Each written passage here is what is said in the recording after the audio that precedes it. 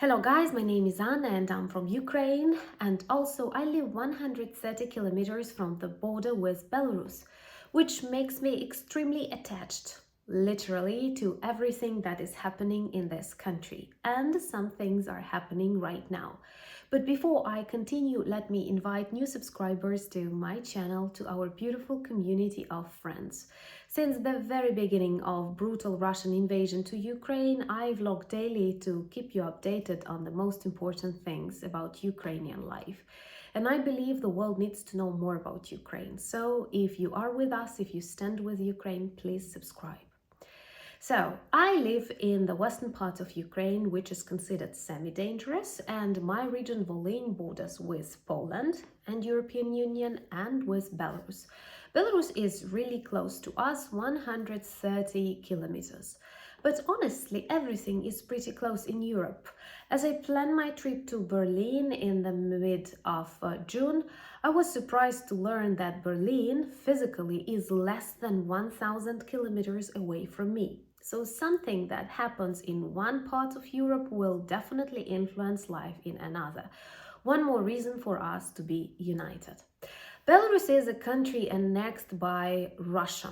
It happened silently, without war. I cannot tell you a particular date when it happened, but it definitely happened during the reign of the so-called self-proclaimed President Lukashenko.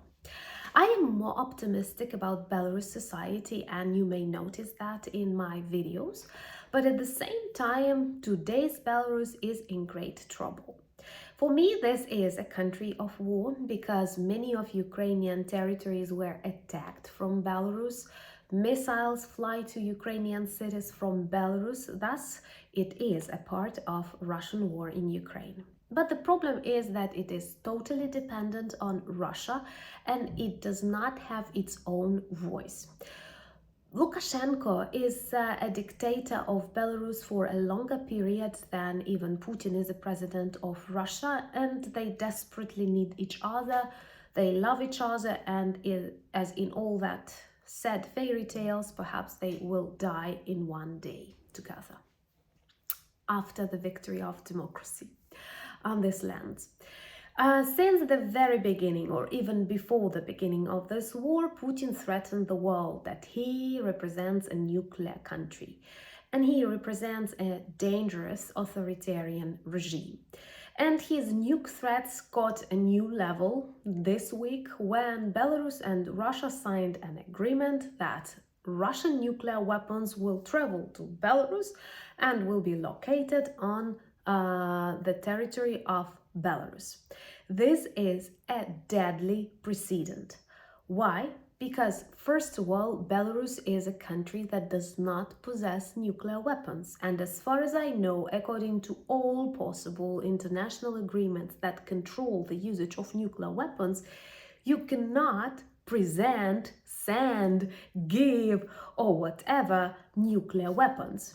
You take great responsibility for their preservation if you are a country of nuclear status, but if you're not even allowed to speak about that. But it is not what Russia respects. I mean, international agreements or any rules of nuclear weapons usage. So, Russia is losing, and we see that. Russia has troubles on Russian territory where Russians attack Russians who want to fight Russian regime and blah blah blah, all of that. I'm sure this will burn into a more serious fire. Russians plan to take Kyiv in 3 days, and they cannot take Bakhmut in months and months and months. Prigozhin, the head of private army, one of the top military and political leaders of Russia, Putin's cook, says that, well, Ukrainians are very strong, they have best weapons, they know how to fight, their spirit is strong, and we are losers. So Russia is losing this war, but it is dying as a dragon, as a monster, and this dying process is always dangerous and poisonous, and we have to be careful. Not having other arguments, it continues with nuclear threats and moves its Iskander complexes together with Su-35 planes that can carry nuclear warheads to Belarus.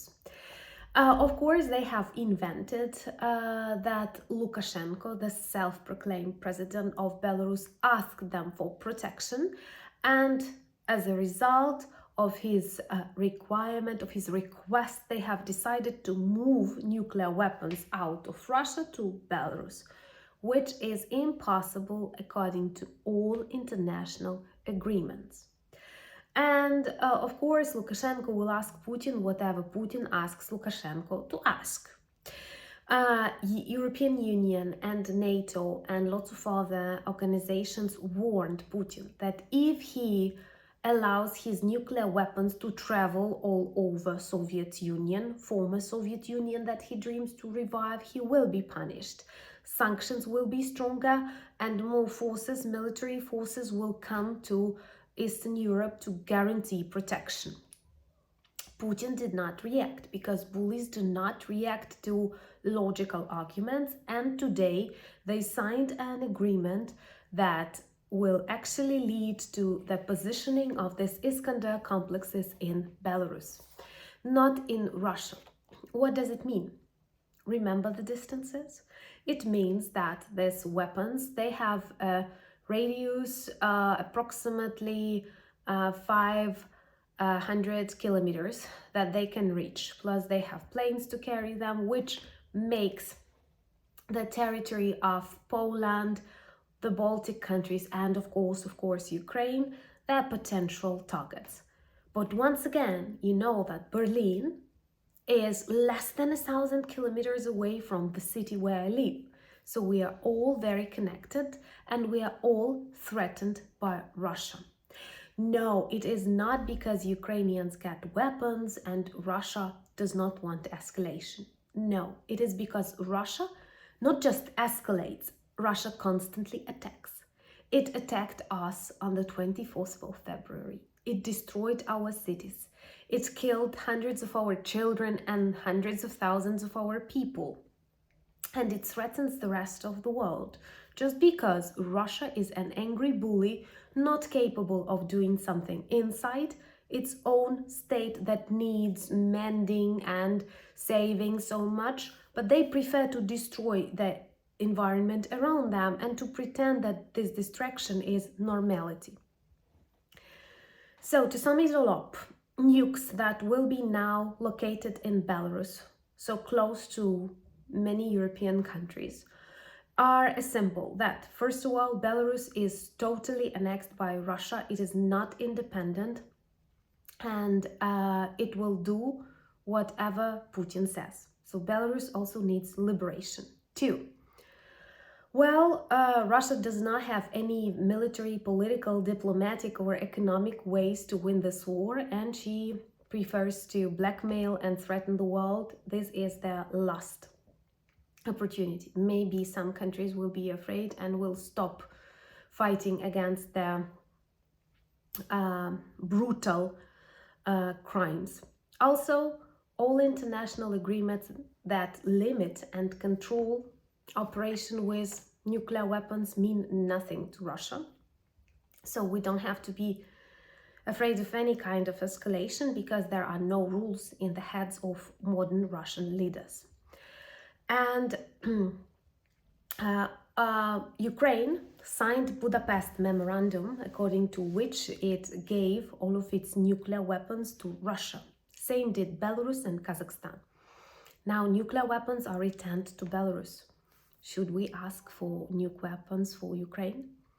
We will not, because we are for a safe world. And honestly, I would like to live on a planet where nuclear weapons were not invented. Then, of course, Russia would be hushed very, very quickly. But today, I think that the danger is not escalation. The danger is Putin and that he has nuclear weapons. And after the fall of his regime, that will happen obviously sooner than I thought, we have to help Belarusians to liberate their country too, because Lukashenko's regime is just similar and totally dependent on Putin.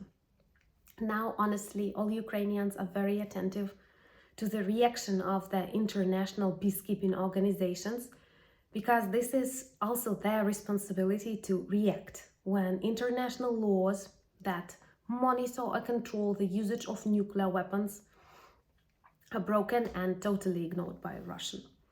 We can discuss this long and more, and I invite you to our live session this Saturday at 8 p.m. Kyiv time. I missed you all a lot and will be happy to talk to you. Thank you for buying me coffees, becoming my patrons, and Slava Ukraini!